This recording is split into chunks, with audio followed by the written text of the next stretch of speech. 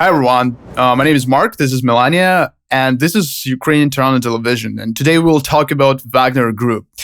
But before we go next, we want to be popular, right? But that's the joke. But we want to get this podcast to be listened by as many people as possible. So in order to do that, please press like, subscribe to our channel, and leave a comment below to help us. Thank you very much, and have a good time. Hopefully, have fun. Have fun. Listen to us. Send this video to your grandma. So, very recent news: Wagner Group started taking responsibility for war crimes in Ukraine. Yesterday, there was a CNN article about the two Russians who are claiming to be former Wagner commanders admit killing children and civilians in Ukraine, and it's kind of horrendous thing. So the claims were made in the video interviews with Glagonet. Two Russian men who claim to be former Wagner Group commanders have told a human rights activist that they killed children and civilians during the war crime in Ukraine. The overall video and their what they say is horrendous. They talking about killing 5-6-year-old girl, basically cleaning up the streets and killing everyone they see, children, elderly, women, etc. And it's one of the very recent few news about this exact group, Wagner Group, the so-called private military company, taking responsibility or leaking some videos with war crimes. And it is very important because this is an organization that has it is not common for people to be proud of their war crimes or something like that. And there were several instances like video of decapitation of Ukrainian soldiers, which is horrible. Those very recent depositions, we can call them, of people who are claiming to be Wagner people. And basically, if you read Russian Telegram channels and Wagner-controlled Telegram channels, they're not very they're okay with that. They're proud of those degradations and other stuff. So we're here to talk about what is Wagner Group, why Wagner Group, and why is it so popular, why everyone knows this name, and why it is so to say glamorified in Western media. Melania, hi. Hi. So let's talk about what is Wagner Group. Everybody knows, that Russians commit atrocities in Ukraine every day. I mean, this is not new. No, it's still horrible, but it's not like it happened yesterday. But this specific kind of news is very important for the reason that, we're used to ISIS taking responsibility, Al-Qaeda taking responsibility. We do not often see governments take responsibility. And the reason I say governments is that even though we use the words private military company when we talk about Wagner, because it's officially PMC Wagner. Yeah. Everywhere you look at, every media will say PMC, private military company Wagner. Yeah. So, but in reality, a very big thing that we're going to stress a lot about today is that it's an oxymoron. There is no such thing as a private military group in Russia, not only because it is, by the way, officially outlawed to have those, right? By law, you cannot have those in Russia. But also because nothing is ever private in Russia. It's very important to understand when we talk about anything. Business, any sort of enterprises, nothing in Russia is removed from the government. If you want to do something in Russia, be sure that the next day you come up with your business or with your idea or whatever, government will show up on your doorstep in any kind of, format, be that a police, be that a tax service, anything. So nothing ever goes on by itself in Russia. It's not, a free market situation. And especially in terms of big businesses. I mean, they're the people we are calling oligarchs or something. They're not independent. They're directors in the big corporation called Russia. So big stuff doesn't operate on itself in Russia. It never happens. Yeah, so why the hell, knowing all this, right? Knowing that there is no such thing as a private property, because everything belongs to, as you said, a company called Russia with CEO called Putin. Why the hell would anybody allow such thing as a private military company, which has excessive force, has access to weapons, has skills, to exist removed from the government, right? And the reality is, it's a very good question to pose, because it's not true. Wagner Group is in no way, shape, or form removed or different from Russian forces, from Russian army, and from the Russian government. And this article and these news are important for the reason that it is very important for the Russian government to make this distinction between this new boogeyman called Wagner Group and regular Russian troops. Because, it's a kind of, you're preparing this kind of soft cushion to land on in case something goes wrong. And in the heads of Western audiences, it kind of solidifies this concept that there are these poor Russians who are being conscripted into the army, who are being drafted, and who are not committing atrocities, even though we know it's not true. But that and that Wagner, exists separately and do whatever they want, and Russians, regular Russians, are not responsible for their actions. We would like to stress this numerous times, that we're going to try to prove it to you today, that that's just plainly and blatantly not true. So before we just start talking about the whole shenanigans, what do we know about Wagner? What is that even? How do they come to exist? How did that happen? So it's not easy to make something like a private military company. If any of us would want to begin with, it would be hard. We would fail miserably. We would have a hard time creating it. First of all, probably we would end up in jail. Because we actually live in a country where law exists. In Ukraine, you cannot do that. But so basically, funnily, demand created Wagner Group, because they have been first noticed in the beginning of the war in Ukraine, and by that I mean 2014, in the east of Ukraine. They took part in the military actions there. And it was founded and controlled, still controlled, by its founder, Evgeny Prigozhin, and a couple of former GRU operatives, namely Mr. Utkin and Mr. Pikalov. It's not that important, actually, to know these names, in my humble opinion, because, again, there is no way that they're doing anything by their own bidding. They're not in any way, shape, or form different from regular Russian troops. It's just, they were founded by these people who were close to Putin, Prigozhin especially. I mean, he's known to be, they call him Putin's chef. He owns businesses that supply the Kremlin with food and whatnot. So obviously they're close friends. So obviously the guy wanted to make a private military company. So he did it. And ever since, they have been all over the place, including Ukraine. And not only Ukraine. So the reason why we know about them is not only Ukraine, it's also Sudan, where the conflict right now is going on, by the way, and it's important also. We could talk about it later. Central African Republic, Mozambique, Mali, Syria. Primarily, it also started in Syria in 2014, and so it's a global, they're international private military company. They're very globalized, have operations all around the world.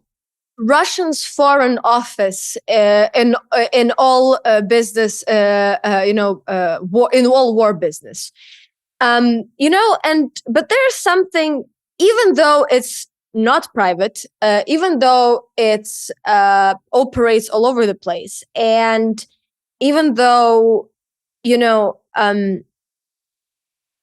let's put it this way, even though nobody ever calls them they're part of Russian military officially, they somehow have access to very exclusive things that only militaries usually have.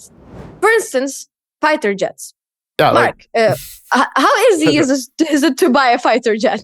They bought it in the shop, the online store. For fighterjet.com. Russian fighterjet.com. Yeah. .amazon.com. Amazon. Okay, yeah, that. But also, they receive state awards, like any other regular Russian military does, right? And Russians love them. There's this whole cult following of them. They talk about them them on TV all the time. There is a so-called Wagner Center opened by Prigozhin.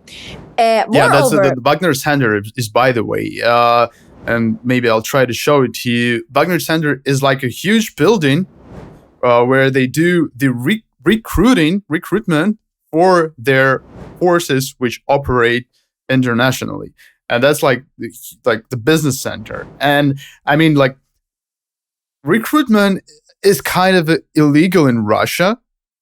Yeah, because there is no such thing as mobilization, and there is no such thing as private military companies because they're illegal, right? Yeah. And like for recruitment, there is specifically a law. You will go to jail for 10 to 15 years if you do the recruitment. And yeah, there is a Wagner Center which openly says like we are recruiting people to commit war crimes abroad, etc., etc.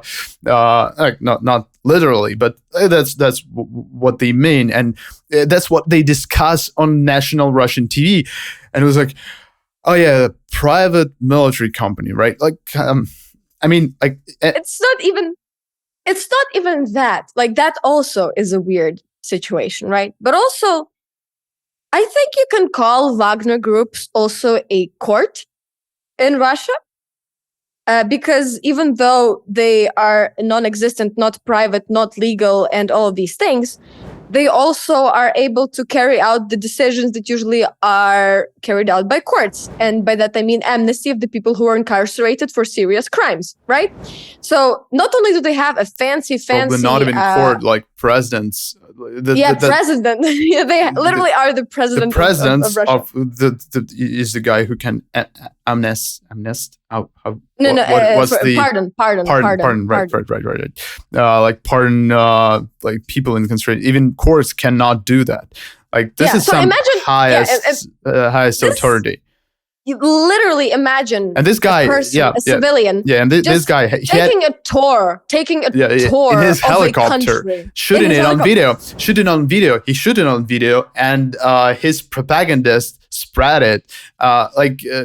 Probably was spread as some kind of a leak, but in the prison, like someone in prison shot him and took a tour of Russian prisons, right? Like I don't know, Scorpions, like any other band. Yeah. And instead of performing, he's going to every prison in Russia and gives a concert there by saying, "You can join us and fight in Ukraine, and if you don't die, you're gonna come back as a free man." And he was telling like cool fairy tales to these soldiers about like Wagner prisoners, like some maniac serial killer or something like that, who came to the trench and killed with his knife 3 Ukrainians. So that's a real story. He was telling this story all over again, and and then he got out there alive and he got the pardon. So that's the real story. And they are actually, it's not like they're pardoning people who smoke marijuana. They are pardoning people who have like no other choice but to go to war. So like serial killers, rapists, serial killers, pedophiles, the worst of them. And they are already coming out of the prison. By the way, there's a Ukrainian television video about that, which we made maybe a month ago. Those people are coming out of those. Some people are getting pardoned. Some people are coming out alive, and they shoot like videos, movies about them. It's not like it's not promoted. And then those people come back to their villages.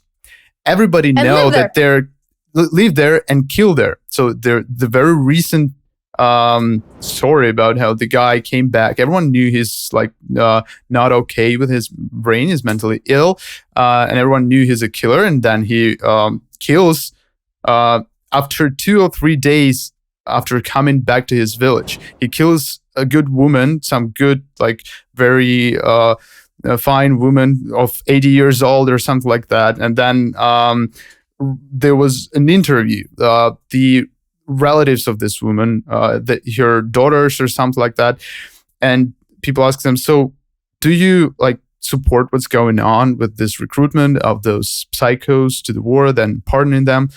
And they were like, well, yeah, probably it's good they do that.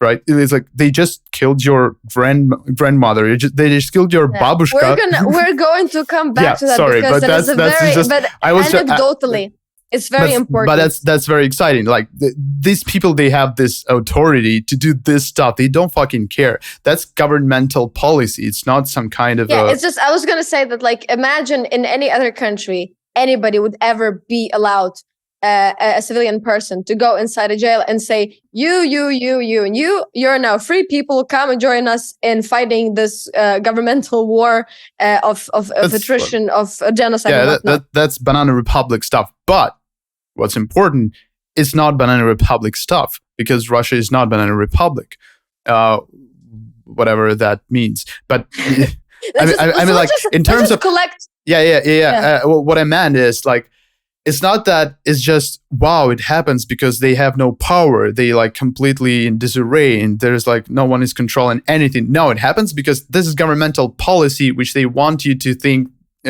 like which some wild thing, some guys doing independently stuff. This is what happens. This is government doing this. So let's collect all the Pokemons, right? So we have a private military group that is not private, that is controlled by the government. These people recruit mass murderers, rapists, and all sorts of other scum from Russian prisons and make them go kill people in another country that have nothing to do with. They are very influential. They are mythologized and they're being talked to everywhere. They are taking responsibility for murdering actual children, not and fighting wars in different countries have no business being in. Is there anything else that we could add to this beautiful collection of characteristics of this organization? Do you think there could be something that is even better? Is there something that I forgot about this horrible group of people, Mark? Did we discuss something that I forgot? I mean, like, what is that? What is that? What? The last Pokemon, the greatest Pokemon of them all. Yeah. There's the law about internet discussion. Yeah, Nazi stuff, right? Yeah. They're Nazis. Ta-da! They're also that's Nazis. It's not an exaggeration. Like no. They're Nazis because they kill children. No, they're Nazis. Like they claim to Nazis. Be one. Like they love being ones. So, first of all, something that is very on the nose. The name. Oh, yeah. Everybody's like, why do you think Wagners are Nazis? Well, there are two versions. Two versions. Both of them. Actually, I don't think there's even a need for two versions to exist. One is really stupid. Let's be clear. So one version is Wagner because of Richard Wagner, which is the famous composer who was actually one of the most famous German composers who was actually what? Also a Nazi. But I'm not sure if he was like he was the Hitler's favorite composer anyway. He was an anti-Semite, and he was anti-Semite. Writing his manifest, anti-Jewish manifesto, something like that. Anyway, first of all, this. Also, there was another Wagner who was the actual commander of Eduard Wagner, was a general in the army of Nazi Germany who served. He bore responsibility for the war crimes that were committed by the rear security units in the occupied areas under the army's jurisdiction. War crimes Wagner or Nazi musician Wagner. Anyway, so a lot of people say actually that Utkin, one of the founders, that his call sign was Wagner, but it doesn't really matter. It is true. Does it really matter? Utkin, one Nazi or the other Nazi?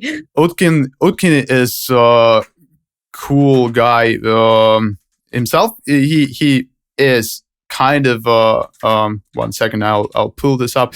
He's kind of a creator of Wagner, and he also has SS tattoos on his shoulders, neck. How do you call this place? And he's kind of a Nazi. He has photos with Putin. He's He's very influential. And so like Nazi, Hitler all over the place. Like no way you're going around this. We're not. There are these reports of Wagner Group spray painting like Nazi symbols wherever they go, but we're not even going to take that into account because it doesn't matter because like it doesn't matter. They are doing things which are they're killing people. They're murdering children. Spray painting a swastika is not the worst thing they have done. But that's not just it. That's not it because, well, you can say, oh, that's contrived, right? Wagner, a musician, whatever. By the way, they refer to each other as musicians often. We don't know if that's part of the lore of the mythology, but the point is, true. So there is some connection there. But also, there's this such thing called Russian imperial movement. Sounds very classy, right? And they are a white supremacist neo-Nazi group that were actually declared a terrorist organization by the US State Department. So obviously a lot of proof of their crimes. And many founding members of Wagner Group and members like they're currently there are part of that organization, like Russian Imperial Movement. Sounds amazing. Russian Imperial Movement. Yeah. Oh, so it's probably lots of Western and anti-imperialists are rooting for those guys. I mean, like, like a lot of people who claim to be anti-imperialist or support Russia actually because they don't believe Russia is imperialist force. And they often engage with Wagner operatives in their in social media, etc., etc. So there's I forgot the Syrian Assadist propagandist who's often mentioned on Twitter, who's like leftist, anti-imperialist, and other leftist tankies love her, and they're all like Wagnerites, like they're all support Wagner. Because and if you think complex. It sounds like fucking.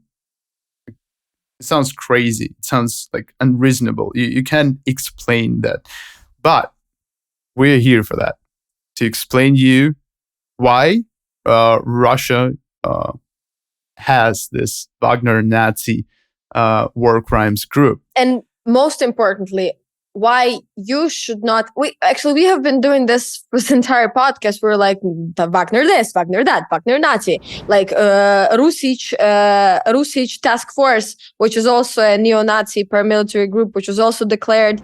They've been sanctioned by the U.S. Treasury Department and are also part of the Wagner Group.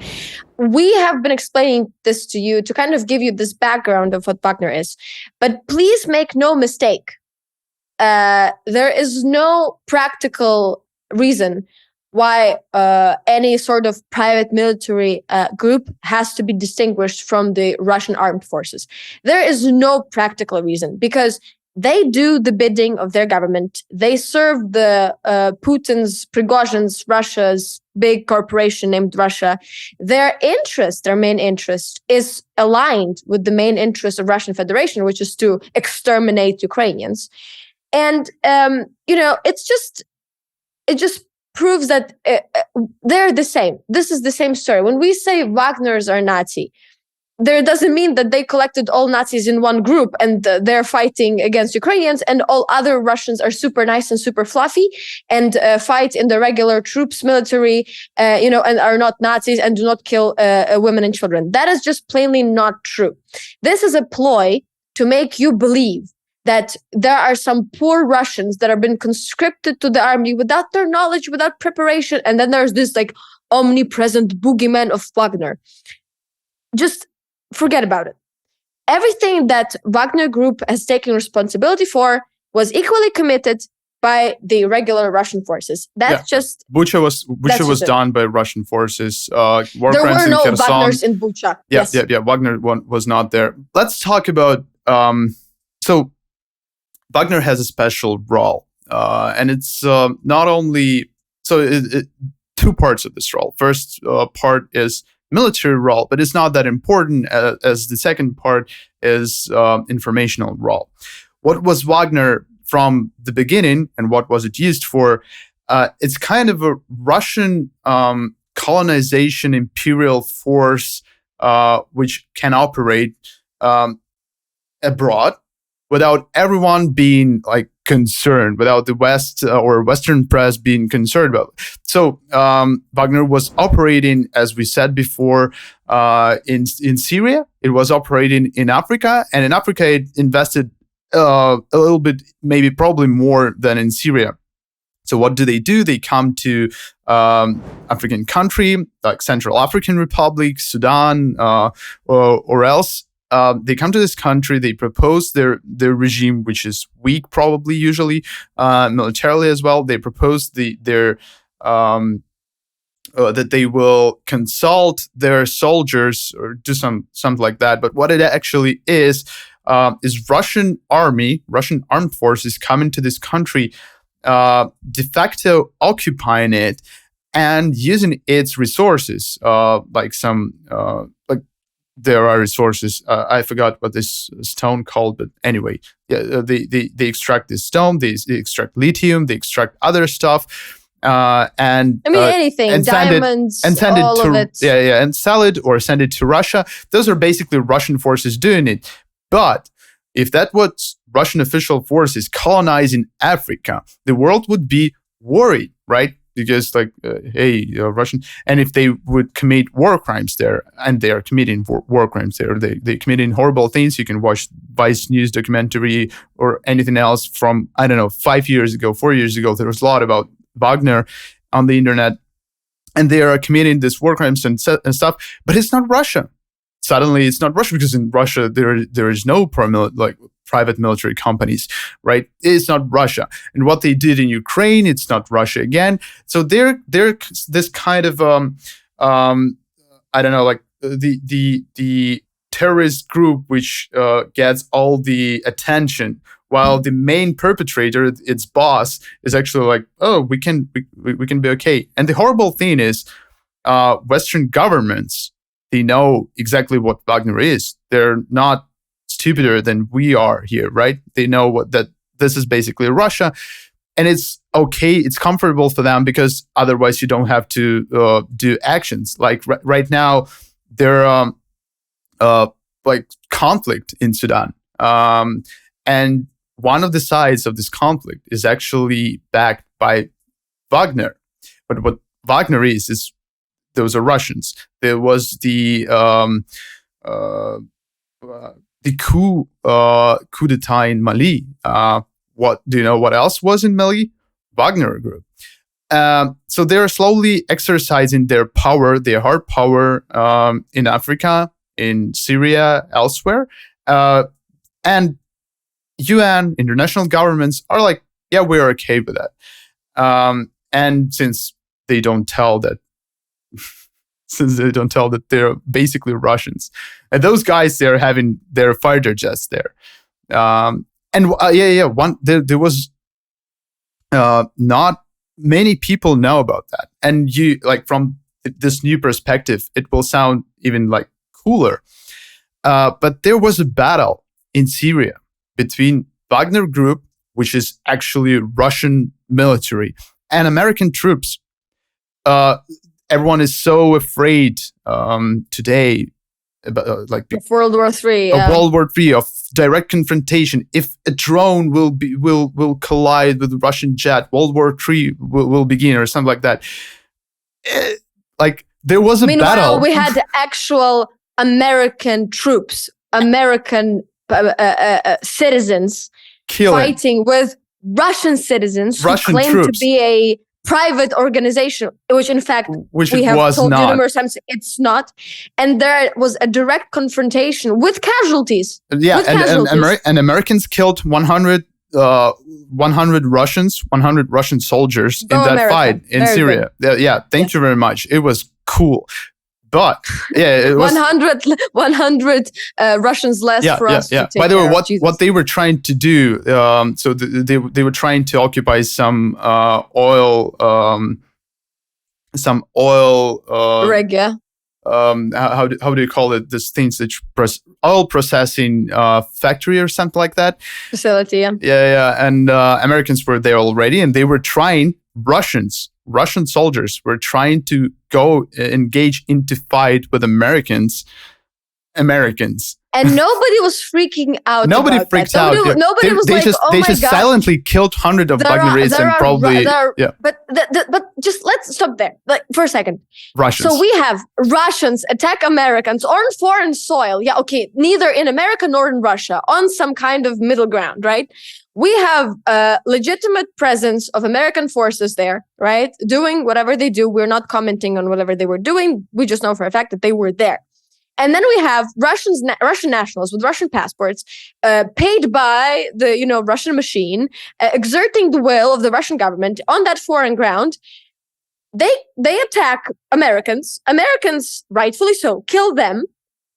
I have not heard Pope Francis or Mr. Guterres or the UN or anybody say anything about World War III. Have you, Mark? Yep. No, World War III did not start. Did anybody freak out about like, oh my God, we have actual Russians and Americans battling on the ground? Do you know who else? Do you know who else did not do or say anything? Russian government. Oh, right. They did not even say a word about starting World War III. Because it's very convenient. It's super convenient. Think about it. Just think about it. You're just exerting the will of your country with somebody's hands. In case there's a victory, in case Wagner Group achieves something in Ukraine or elsewhere, Russia then can claim a victory and say, we did it. But if everything goes south and everything goes wrong, well, it wasn't us. It wasn't us. It was Wagner. And what they are doing now, Russian army is committing war crimes. Is committing genocide, and they're like, let's leak. Let's put some guys who can tell the truth and say Wagner did that, operating like a real terrorist group. They published video of decapitating Ukrainian soldier. You don't do that on purpose, right? You don't. It's not a leak. They published it, and they did it on purpose because they wanted to be public, because they wanted to be popular, and because they wanted to be known. But who did kill 60 Ukrainian prisoners of war in Olenivka in summer? Right? I remind you, they were stationed in the prison in near Donetsk, and the place where they've been was just blown up. It was Russians. It was Russian armed forces. Russian armed forces were killing Ukrainian prisoners of war, and they are doing it on a regular basis. They're committing war crimes. Nobody's leaking those videos, right? Yeah. Nobody is leaking on purpose, and nobody's taking responsibility for it. 86. You have not seen a Russian colonel go on air and say, "I take full responsibility for leveling the city of Mariupol." Yeah. Nobody ever does that. But for some reason, you have Wagners who are like, "We're proud to have murdered these children." At the same time, 86% of Ukrainian prisoners of war who came back from that facility they've been in reported that they were tortured. Did it were they prisoners of war at Wagner? No, they were prisoners of war in Russia. Russia committing war crimes, not fucking Wagner or something. That's pretty much the main point. It's an interesting organization which operates in different manner. It's It's just basically this is a way of a Russian kind of this immobile, very kind of unflexible government machine to outsource new type of more effective management, right? Yeah, it's not bound by laws. It's not bound by kind of. It is hierarchical in a respect, but they have more mobility. Yeah. It's not like you cannot. I mean, if you do this analogy between private enterprise, enterprise and Russian government, it's like the same. Yes, Wagner Group operates a little bit different from Russian armed forces, probably managed a little bit different. But it's still like Russian armed forces. It's still the same. It's like the different part of Russian armed forces. It has the same military objectives. It operates. It is being supplied directly by the Ministry of Defense, and it kind of undergoes the chain of command. Yeah. So absolutely. It's not. It shouldn't. It's not be acting randomly or something like that. It's official stuff. They are doing official stuff. Probably, maybe in some stuff they are more flexible, like Gerasimov, Russian like chief army. Never mind. He cannot go to prisons yet. And recruit soldiers, yes, like because personally, officially there is no mobilization in Russia, right? They're officially like, not drafting people at all. Personally, he would not do that. This guy can. But otherwise, it's just like... And, when we're speaking of this, let's it's important to come to this kind of, because, we have been explaining a lot about this, but all in all, who is the person or people who control and who are in charge of Wagner Group? And, for me, for instance, whether it be Prigozhin as a founder, as a managing, main kind of CEO guy there, or it's Putin, it really does not make much difference who actually controls it, who gives them the orders to do something. Because, all in all, after all has been said and done, it's they're exerting the will of the Russian people. So it's funnily to say this, kind of, it feels weird. But actually, the Russian people control Wagner Group. It's like almost a democracy, if you will. Because Russian people are very bloodthirsty. And they enjoy this war because in their minds, they're not the ones who are fighting it, right? Some abstract Wagner Group and some abstract mobilized people fight it. Yeah, prisoners, scum, right? So they're bloodthirsty. They approve of this war. And so virtually, both Putin, Prigozhin, Utkin, whoever you want, doesn't fucking all matter. of that, it doesn't matter. All in all, it's Russian nation who is taking part in it, who's members of it, who are controlling it, and most importantly, who help cultivate this one of the functions of Wagner Group. So not only do they have, as we said before, a military kind of objectives and military use, they're also, they're also media, by the way, and important addition. They're an instrument, a very important addition, yes, of the Russian kind of media situation around the war. What I wanted to add to what you said is that, like, you talked about Russians who are actually bloodthirsty. Fun fact. So what else Prigozhin has, this guy who's like chief of Putin, he also has media, Federal Agency of News or something like that. And this media is what it basically is, the network of Telegram channels, different military correspondents, so-called, which are basically propagandists who are more often than not, on the front lines, and who are reporting from war, but they're not in the chain of command of Russian regular propagandists, and they're actually, or at some point probably are, but what they actually did, they won inside of Russia. They won informational battle not only against the Russian opposition, but also against Russian official propaganda. But you know what, dude? What? By being even more bloodthirsty, but by being even more cruel, by openly, like while Russian propaganda was trying to call Ukrainian Nazis or doing stuff, those guys were openly saying, "Hi, we are Russians who want to commit genocide. We want to kill all Ukrainians. We want to rape all Ukrainian women. We want to rape all Ukrainian children." They wrote such stuff. They didn't fucking care. And they became more popular than Russian regular propagandists. And they became, like, by their cruelty, by their bloodthirstiness, they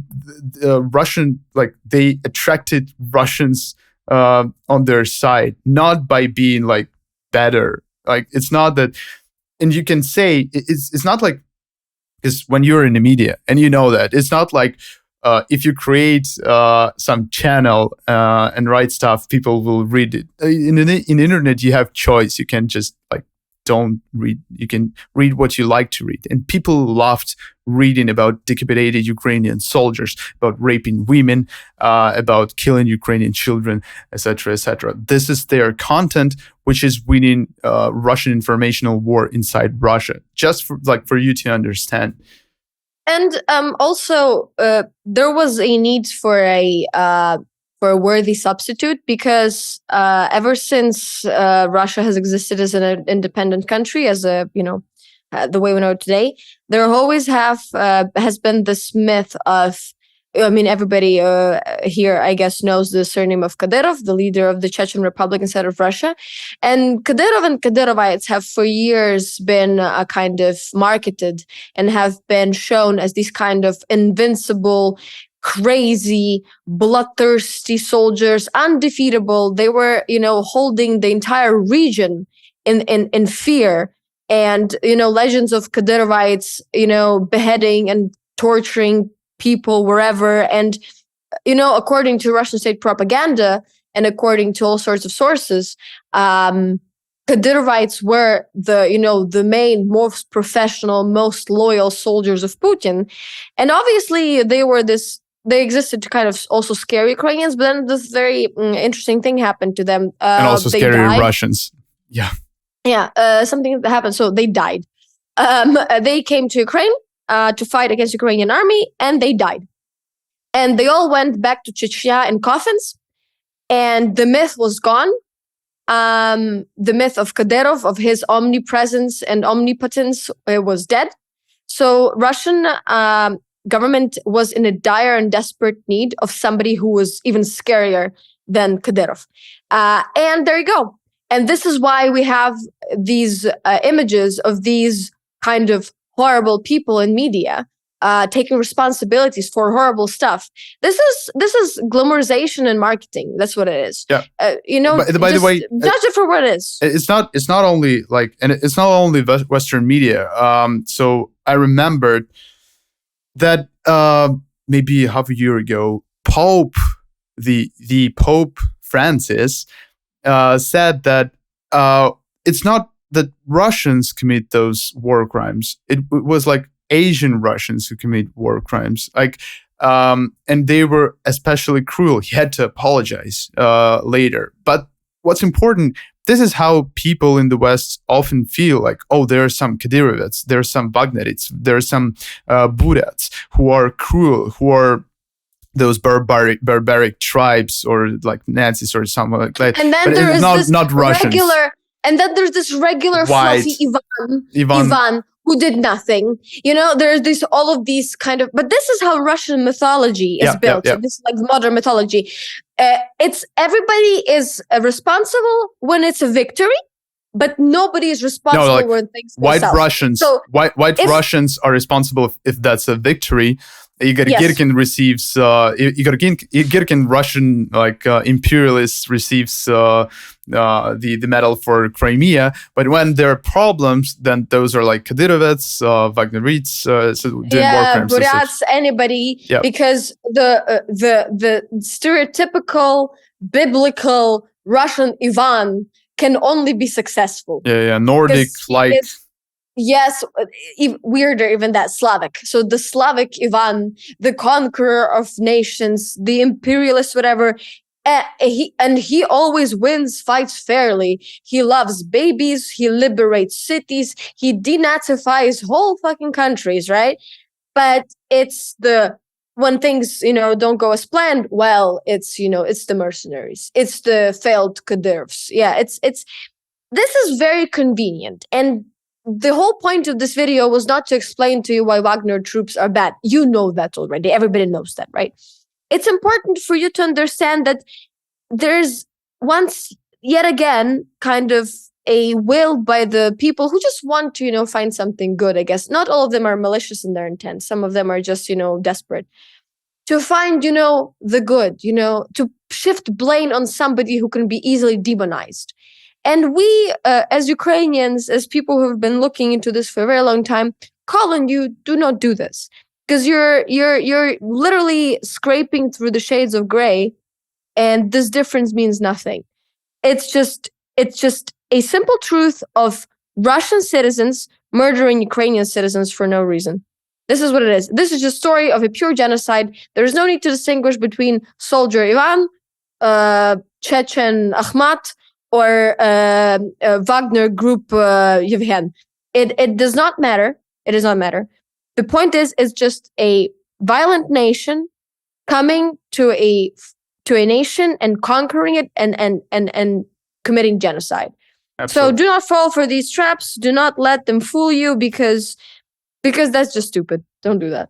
By the way, not sure if it goes into our final cut, but like, I have a theory, and listen to this. It's actually very funny. Apart from what we were talking about, Vladimir Putin is also a victim of his own propaganda and all this shit. He watches television, we know that, and he reacts to that. It's kind of weird fuck around. Anyway, but what's my theory is like that. He believed himself in this myth of mighty Chechens who were like those animals who will like good warriors, because Russians got beaten like really hard in 90s in Chechnya. Like Chechens really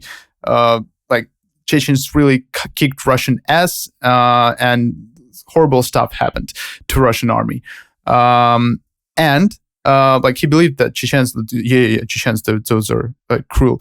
And Chechens went and lost, like were killed. And he was like, okay, Chechens then no. But Nazis, we are fighting Nazis. We're so like, but Nazis were cool.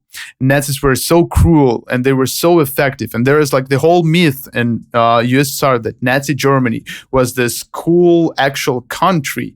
They were enemies, but they were like cool, strict, in good suits, without corruption, and like cool warriors who lost because I don't know why, but anyway. And he was like, yeah, then Nazis. Let's send Nazis there. Maybe Nazis will then win this stuff. And then it fails. Probably next thing will be, I don't know, like Satanists. They're fighting Satanists now. They will send Satanists to Ukraine. Maybe they find some people in woods, or I don't know, shamans. Yes, witches and warlocks. Yes, because it's third magical war. Yeah. It's Slytherin versus Gryffindor. I don't know. Anime. I like. I don't know.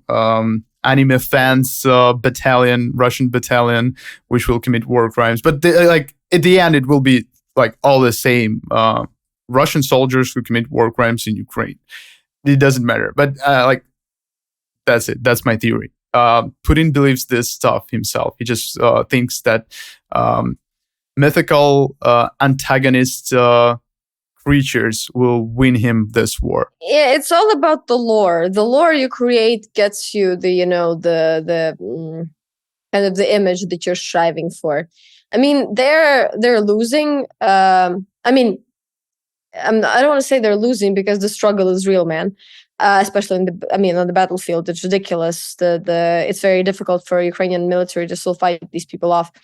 But it's the creation of this myth that is, kind of that's what's building the whole second largest army in the world, second most effective army in the world, Kiev in 3 days.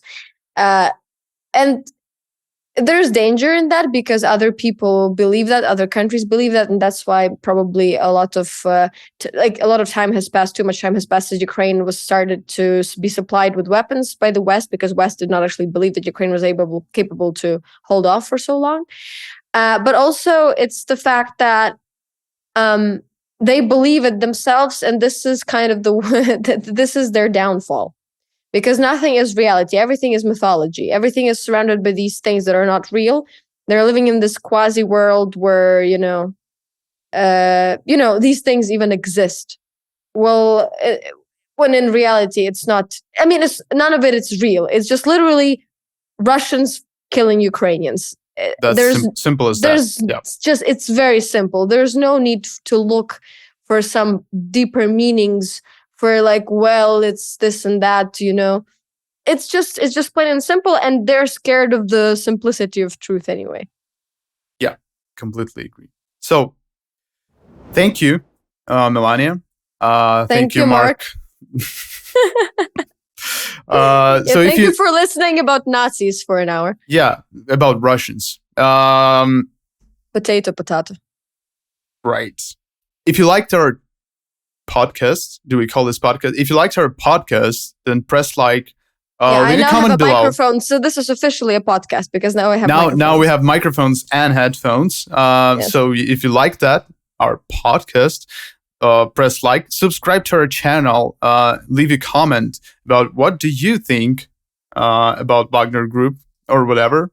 I didn't come up with some provocative questions, but you know what to write there. And see you next week. Thank you very much for being with us here. Bye. Bye.